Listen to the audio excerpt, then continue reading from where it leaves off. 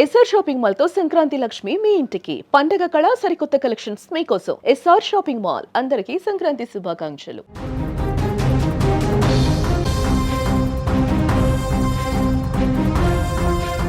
మరొక బస్సు ప్రమాదం ఇప్పుడు తీవ్ర కలవరానికి గురి చేసింది. ఒకరు కాదు ఇద్దరు కాదు, ఈ బస్సు ప్రమాదంలో 12 మంది మృతి చెందారు. హిమాచల్ ప్రదేశ్లో జరిగినటువంటి ప్రమాదం తాలూకా దృశ్యాలు తీవ్ర భయాందోళనకు కలిగిస్తున్నాయి. హిమాచల్ ప్రదేశ్ అందమైన ప్రకృతికి నెలవు, కానీ ఆ అందమైన కొండల మాటున మృత్యువు ఇంత భయంకరంగా పొంచి ఉందని ఎవరు కూడా ఊహించలేదు. ఒక సాయంత్రం తమ గమ్యస్థానాలకు చేరుకోవాలన్న ఆశతో మొదలైన ప్రయాణం అనంత లోకాలకు దారితీసింది. సిర్మౌర్ జిల్లాలో జరిగిన ఘోర రోడ్డు ప్రమాదం యావత్ దేశాన్ని ఇప్పుడు తీవ్ర దిగ్భ్రాంతికి గురిచేసింది. 50 మందికి పైగా ప్రయాణికులతో వెళుతున్న బస్సు మృత్యు శకటంగా మారింది. సోలాన్ నుండి కుప్పివికి బయలుదేరినటువంటి ఒక ప్రైవేటు బస్ అది. అందులో ఉద్యోగులు, విద్యార్థులు, ఇళ్లకు వెళ్లేటువంటి సామాన్యులు కూడా ఉన్నారు. బస్సు రాజ్గఢ్ సమీపంలోని హరిపూర్ దార్ అనే మారుమూల ప్రాంతానికి చేరుకుంది. అక్కడ ఉన్న ఒక నిటారుగా ఉన్నటువంటి మలుపు వద్ద విధి వక్రించింది. క్షణాల్లో డ్రైవర్ నియంత్రణ కోల్పోయాడు. ఊహించడానికి కూడా భయం వేసేటువంటి దృశ్యం అది మనకు విజువల్స్లో కనిపిస్తుంది. ఆ బస్సు రోడ్డు పక్కనే ఉన్న సుమారు 400 మీటర్ల లోతైన లోయలోకి దూసుకు వెళ్ళింది. 400 మీటర్లు అంటే ఎంత లోతు ఉంటుందో ఒక్కసారి ఆలోచించండి. అంత పైనుంచి లోతులోకి బస్సు పల్టీలు కొడుతూ అక్కడ పడిపోయింది. బస్సు కిందకు పడుతున్నప్పుడు అందులోని వారి పరిస్థితి ఎంత దారుణంగా ఉండి ఉంటుందో అది తలుచుకుంటేనే వెన్నులో వణుకు పుట్టేటువంటి పరిస్థితి ఏర్పడుతుంది. లోయలో బస్సు పడినటువంటి శబ్దం, ప్రయాణికుల ఆహాకారాలు ఆ కొండలలో ప్రతిధ్వనించాయి. ఈ పెను విషాదంలో ఇప్పటి వరకు 12 మంది అమాయకులు ప్రాణాలు కోల్పోయారు. వారి కుటుంబాలలో తీరని విషాదాన్ని నింపారు. మరో 35 మంది తీవ్ర గాయాలతో ఆసుపత్రిలో మృత్యువుతో పోరాడుతున్నారు. అయితే కొండ ప్రాంతాలలో రోడ్లు ఇరుకుగా ఉండడం, రక్షణ గోడలు లేకపోవడంతో ఈ ప్రమాదానికి ప్రధాన కారణమన్నట్టుగా తెలుస్తుంది ప్రాథమికంగా. ఇక ఘటన పైన హిమాచల్ సీఎం సుఖ్విందర్ సింగ్ సుఖు తీవ్రంగా దిగ్భ్రాంతి వ్యక్తం చేశారు. మృతుల కుటుంబాలకు ప్రగాఢ సానుభూతి తెలియజేస్తూ క్షతగాత్రులకు మెరుగైన వైద్యం అందించాలని అధికారులను ఆదేశించారు. ప్రధానమంత్రి నరేంద్ర మోదీ కూడా ఈ ప్రమాదం పైన విచారం వ్యక్తం చేశారు. మృతుల కుటుంబాలకు ప్రధానమంత్రి జాతీయ సహాయ నిధి నుంచి 2 లక్షలు, గాయపడిన వారికి 50,000 చొప్పున పరిహారాన్ని కూడా ప్రకటించారు. కానీ ఈ యొక్క ప్రమాదం తాలూకు దృశ్యాలు చూస్తుంటూనే తీవ్ర ఆందోళన కలిగిస్తుంది.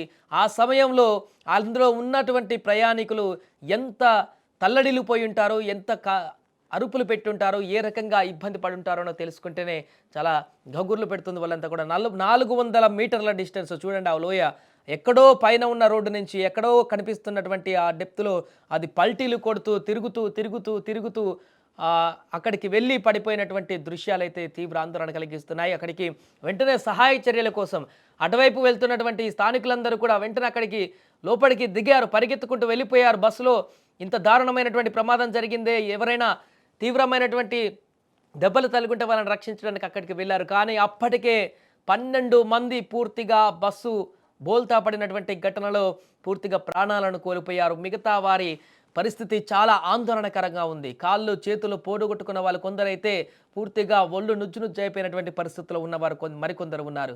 తలలు పలిగి రక్తాలు ఏరులై పారుతున్నటువంటి దృశ్యాలు అక్కడ కనిపించాయి ఆ లోయలో. పూర్తిగా వారందరిని కూడా ఇప్పుడు ఎమర్జెన్సీగా వారందరిని హాస్పిటల్కి తీసుకువెళ్ళారు. కానీ దాంట్లో చాలామంది సీరియస్గా ఉన్నట్టుగా తెలుస్తుంది. వారికి ఏం కాకూడదు, వారిని కనీసం ఆ మిగిలినటువంటి గాయపడ్డటువంటి వారు సీరియస్గా ఉన్నటువంటి వారినైనా రక్షించుకునేటువంటి పరిస్థితికి ఇప్పుడు ప్రభుత్వం కూడా ఊటావుటన వైద్య సేవలు అందించాలంటూ కూడా, మెరుగైనటువంటి వైద్య సేవలు అందించాలంటూ కూడా ఆదేశాలు ఇవ్వడం జరిగింది. ఆ తీవ్ర గాయాల పాలై బ్రతికినటువంటి వారందరినీ కూడా ఖచ్చితంగా ఎలాంటి హాని లేకుండా వారిని మరలా బతికించేటువంటి ప్రయత్నం వైద్యులు చేస్తున్నారు. ఇక ఈ విషయం తెలుసుకున్నటువంటి వారి కుటుంబ సభ్యులు, ఈ బస్సులో ప్రయాణిస్తున్నటువంటి కుటుంబ సభ్యులైతే తీవ్రమైనటువంటి రోదనతో ఉన్నారు. ఎక్కడెక్కడో ప్రాంతాలలో ఉన్నటువంటి వారందరూ కూడా ఇప్పుడు అక్కడికి చేరుకునేటువంటి పరిస్థితి ఉంది.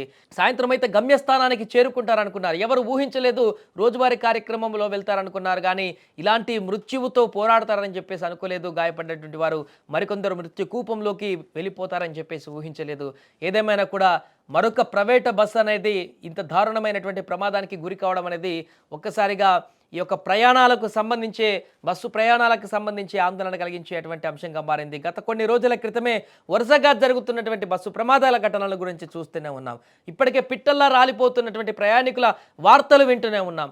మరలా ఇలాంటి ఒక ప్రమాదము ఇప్పుడు మన దేశంలో చోటు చేసుకోవడము, తీవ్రమైనటువంటి నష్టం వాటిల్లడం పూర్తిగా అందరినైతే దిగ్భ్రాంతికి గురి చేస్తుంది.